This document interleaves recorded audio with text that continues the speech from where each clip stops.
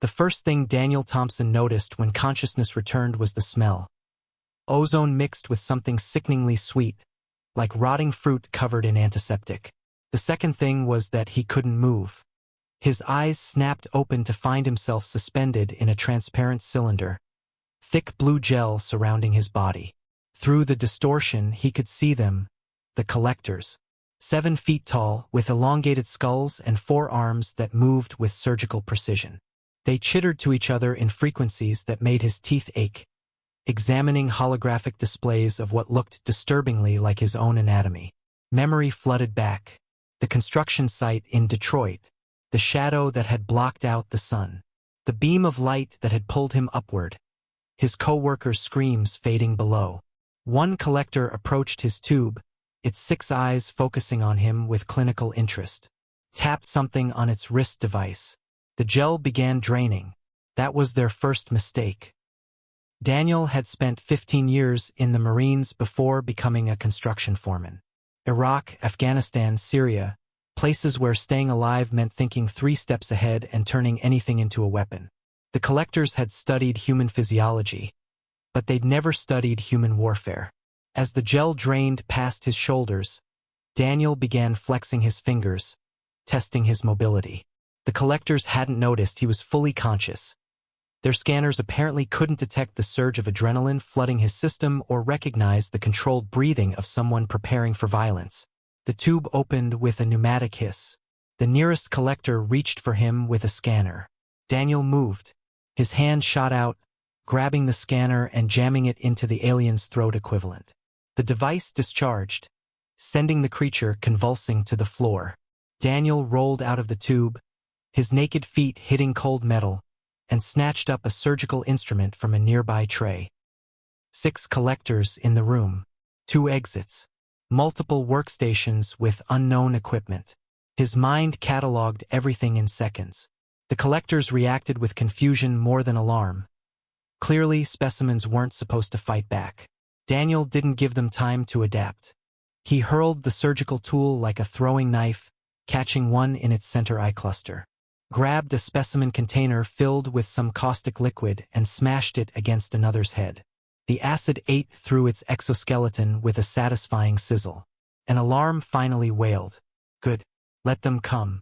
Daniel ripped a power conduit from the wall, sparks flying, and wielded it like an electric whip. A collector tried to grab him with its 4 arms. Daniel ducked under, drove his elbow into what seemed like a knee joint, and brought the sparking cable across its face. More collectors poured through the doorway. Daniel grinned, an expression that, judging by their hesitation, translated across species as deeply disturbing. He'd found their weapons rack, crystalline rods that hummed with energy. He didn't know how they worked, but triggers were universal. The first shot vaporized a computer bank. The second punched through a collector's chest. By the third, Daniel had figured out the adjustment mechanism for widespread dispersal. The laboratory became a killing floor. Daniel moved like violence incarnate, using every dirty trick 2 decades of combat had taught him. He turned their own equipment against them. Medical lasers became cutting beams, specimen containers became chemical weapons, diagnostic equipment became electrical traps. When a collector grabbed him from behind, he bit through its arm with teeth evolution had designed to tear meat. They tried to gas him. Daniel had held his breath longer in Iraqi dust storms. They tried stunning fields.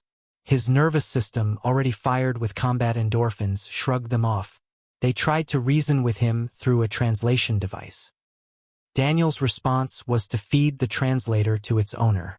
Within 20 minutes, the pristine laboratory looked like a war zone. Green blood painted the walls. Expensive equipment lay in sparking ruins. Daniel stood in the center, breathing hard, covered in cuts and bruises but very much alive. The facility's commander arrived, distinctive by its golden exoskeleton and ceremonial armor. It surveyed the carnage, its 6 eyes blinking in sequence. "You destroyed a research station worth millions of credits," its translator gurgled.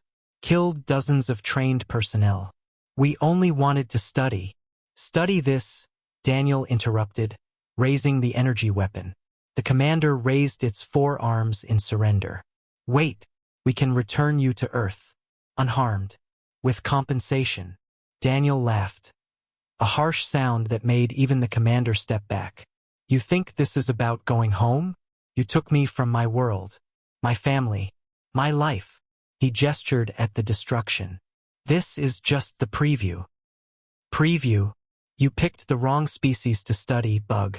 We're not specimens. We're not subjects. We're the species that turned splitting atoms into weapons just to end a war faster. We're the species that looks at impossible odds and asks, what's the catch? We're humanity. Daniel's eyes were cold. And now you've given me a ship full of your technology to figure out. The commander's translator made a sound that needed no translation. Fear. Daniel smiled. Your turn to be studied.